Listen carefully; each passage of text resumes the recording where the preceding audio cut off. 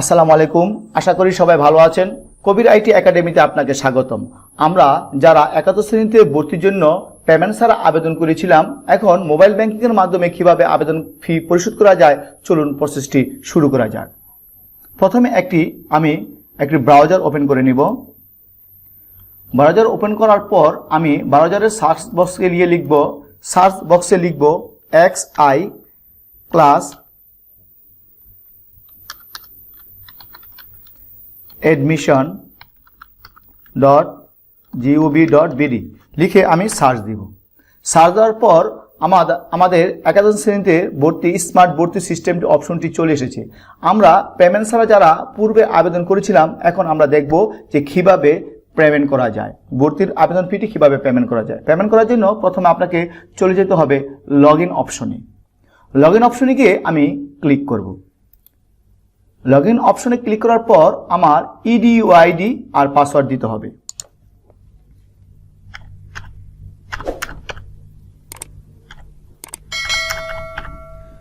EDUID দেওয়ার পর নিচে আমি পাসওয়ার্ডটি দিয়ে দেব।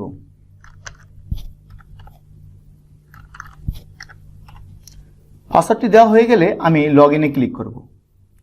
লগ ইনে ক্লিক করার পর আবেদনকারীর প্রোফাইলটি চলে আসবে। প্রোফাইলটি চলে আসার পর আমি দেখব যে পেমেন্ট ইতিহাস, যে আমি আবেদন করেছি, যে আমার আবেদনটি আগে দেখব, যে আবেদনে ক্লিক করব। আবেদনে ক্লিক করার পর আমি পূর্বে আবেদন ফি জমা ছাড়া, পেমেন্ট ছাড়া আমি আবেদন করেছিলাম। এখন যেহেতু এখানে আবেদন করুন কথাটি নেই, এর মানে আমি আবেদন করেছিলাম, এখন আবেদন আপডেট করুন। যদি কোনো প্রয়োজনে আমার আবেদন আপডেট করতে প্রয়োজন হয়, তখন আমি আবেদন আপডেটে ক্লিক করব। যেহেতু আমি পূর্বে আবেদন করেছি, এখানে আর আবেদন করুন অপশনটি নেই, এখন অপশনটি চলে এসেছে আবেদন আপডেট করুন। যেহেতু আমার আবেদন আপডেট করার প্রয়োজন নেই, সেহেতু আমি এখন আবেদন দেখে নিব। আবেদন দেখুন, এর মানে আমি এর আগে পেমেন্ট ছাড়া আবেদন করেছিলাম, এটা প্রমাণ।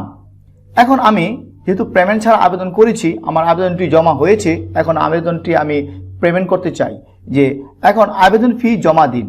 এখন আবেদন ফি জমাতে ক্লিক করার আগে আমি দেখে নিব যে পেমেন্ট ইতিহাস। আমি এখন পেমেন্ট ইতিহাসে ক্লিক করব। ক্লিক করার পর আমি পূর্বে অনেকবার চেষ্টা করেছিলাম আবেদন ফি জমা দেওয়ার জন্য।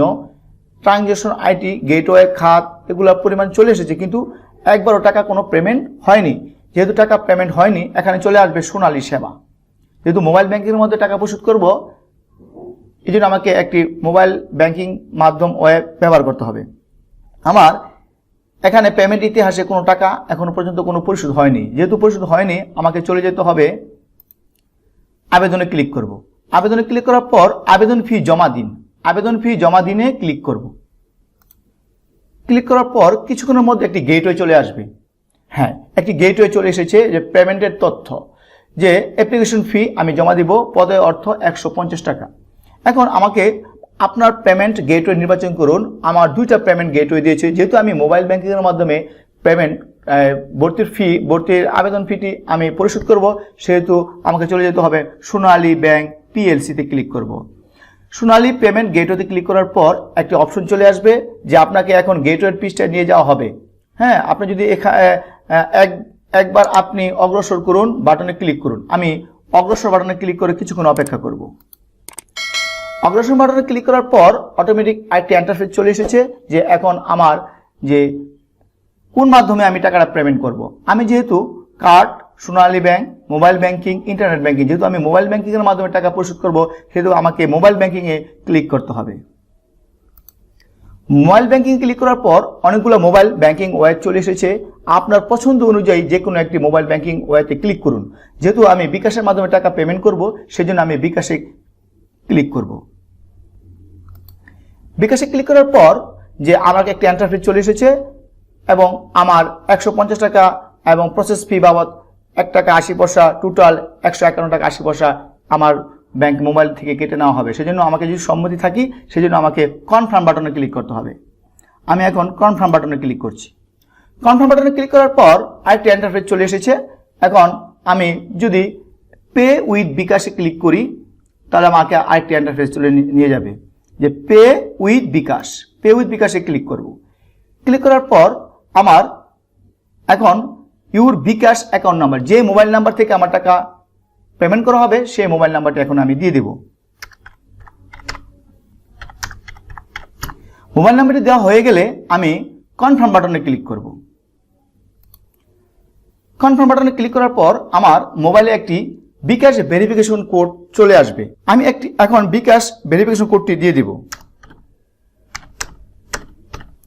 বিকাশ ভেরিফিকেশন কোডটি দেওয়া হয়ে গেলে আবার আমি কনফার্ম বাটনে ক্লিক করব। কনফার্ম বাটনে ক্লিক করার পর আমি এখন আমার বিকাশ পিন নাম্বারটি দিয়ে দিব। দেওয়া হয়ে গেলে এখন আমি কনফার্ম বাটনে আবার ক্লিক করব। কনফার্ম বাটনে ক্লিক করার পর একটা মেসেজ চলে এসেছে, শুধু আপনার লেনদেন সফলভাবে সম্পন্ন করা হয়েছে। হ্যাঁ, এরপর আরেকটি ইন্টারফেস চলে যাবে, আবেদন ফি অবস্থা, আপনার পেমেন্ট সফলভাবে সম্পন্ন হয়েছে, আবেদন জমা দিতে এগিয়ে যান। যেহেতু আমি পূর্বে আবেদন করেছি, আমার পেমেন্ট করা বাকি ছিল, এখন আমি পেমেন্ট করেছি। এখন আমার পেমেন্টটি সফলভাবে সম্পন্ন হয়েছে কিনা আমি এখন পেমেন্ট ইতিহাসে চলে যাব। পেমেন্ট ইতিহাসে গিয়ে আমি এখন ক্লিক করব। ক্লিক করার পর আমার নিচে আমি এর আগে কয়েকবার পেমেন্ট করার জন্য গেটে চলে গিয়েছিলাম, কিন্তু পেমেন্ট করতে পারিনি। এখন নিচে সর্বশেষ নিচে একটি সোনালী সেবার অ্যাপ্লিকেশন ফি 150 টাকা সফলভাবে সম্পন্ন হয়েছে একটি মেসেজ দিয়েছে। কমপ্লিটেড মানে আমার আবেদন ফিটি সঠিকভাবে জমা হয়েছে। ভিউয়ার্স, ভিডিওটি যদি ভালো লেগে থাকে তাহলে অবশ্যই একটি লাইক দিবেন এবং চ্যানেলের পাশে থাকার জন্য চ্যানেলটিকে সাবস্ক্রাইব করবেন। সবাই ভালো থাকুন, সুস্থ থাকুন। আল্লাহ হাফেজ।